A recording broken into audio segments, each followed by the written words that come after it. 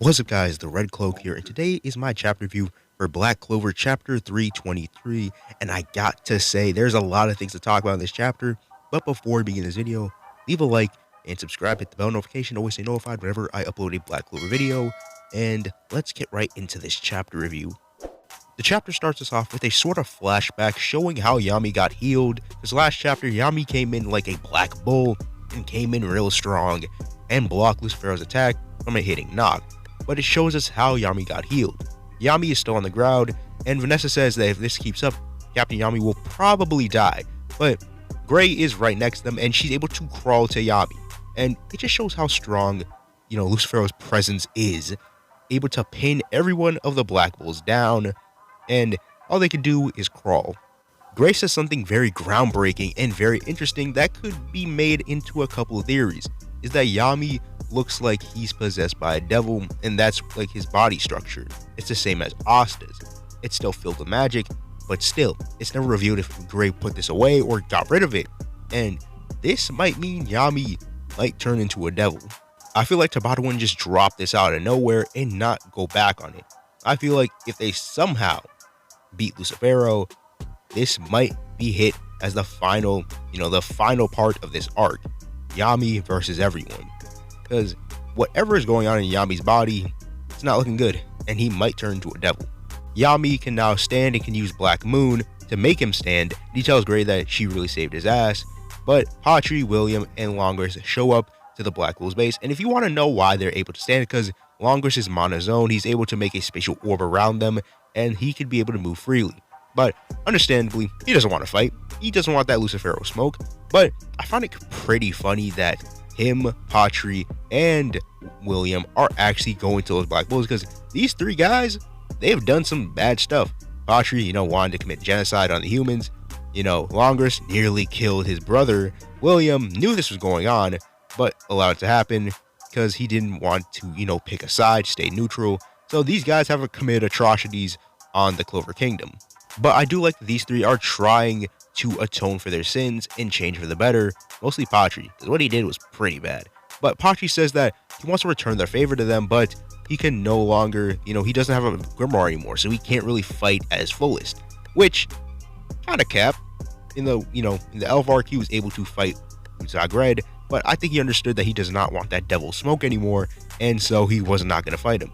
And William tells Yami that with your magic, we can still fight, and he shows him a new sword, which is World Tree Magic, Mistleton Tree. Yami takes the blade, but he's going to be 100% honest with William. Even though it may seem at surface that Yami's kind of cool William, he still doesn't really forgive William for all the elf stuff, because what William did was pretty bad. Even though I love William as a character, what he did was bad.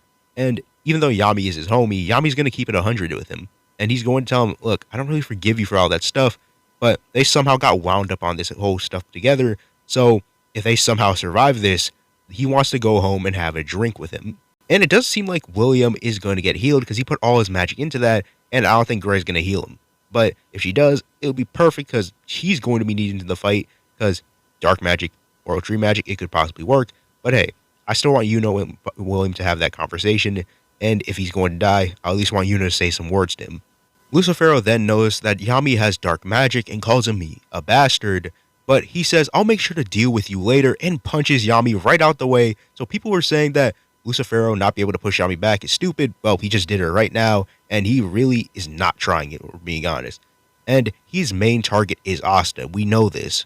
But before LUCIFERO could even get a chance to kill Asta, Sekre and Zoro jump in to save him, and they combined their magic, reverse counter trap magic, plus mono method sealing magic, which is crazy. And with this, Zoro's able to tank the punch, and he's able to, reverse it. But the funny thing is I already know that LUCIFERO is gonna smack them. It's pretty obvious. And at least we're getting Zoro in interaction, so it's kind of cool. Zoro's talking crazy, and he says, let me show you what it means to be a senpai, Mr. Almighty Demon King. And they're just talking their mess, but they only have a few seconds, because they know that LUCIFERO will come up and smack them. But Noct then tells Yami, just why are you here? Leave me be. And Yami just says, why are you talking? Because I just saved you. Noct tells Yami that whether he lives or dies is irrelevant to him, but He then says to himself, Yami, when I look at you, I'm reminded of my old self, the self that I hated so much. So he says, so please, just stay away from me. He's like, you don't need to save me. And Noct blames himself, saying, I'm the one who took Morgan from you. And it just shows that Morgan and Yami really did have that friendship, the closest friendship that Yami probably had when he had was with the Grey Deers. Noct says this because he doesn't want Yami to die because he's his precious friend. He doesn't want him to die for Noct's sake. But Yami tells him, you're an idiot, aren't you? He tells him to listen up. You're going to keep living and save people like Morgan did and what Morgan would have wanted. Yami then tells Noct, and besides, a man doesn't need a reason to stick his neck out for a friend. Isn't that right, Noct? We get another flashback showing how Morgan changed Yami and Noct, well, how he impacted them. He says that him and Yami are alike, and that, not in terms of magic, you understand Noct more than me, and both of them just say, cut it out. That's kind of weird and it's kind of gross, but it's true. And Morgan says it's frustrating, but you are more suited to be my brother's partner than me. Noct then laughs, saying, you can't keep acting like a child forever, Yami. And Yami says, sure I can, moron. I may be a man, but my heart will forever be that of a boy. And he just tells him, hey, look, shut up and grow up already, would you? And Yami then tells him, how the hell is that relevant? And the King of Devils is just right over there. And something very beautiful happens. It's been a while since Yami and Noct have been together. They've been separated. And now they can show their fullest against the Demon King. And showing how they used to be partners in crime, making trouble, they both say, let's play with him a bit, shall we? And that's how the chapter concludes. And I got to say, I cannot wait to see a duo with Noct and Yami. And I want to see, Asta being in the fray and making it a trio. And, right now, he's possibly knocked out, but hey, he could get back up.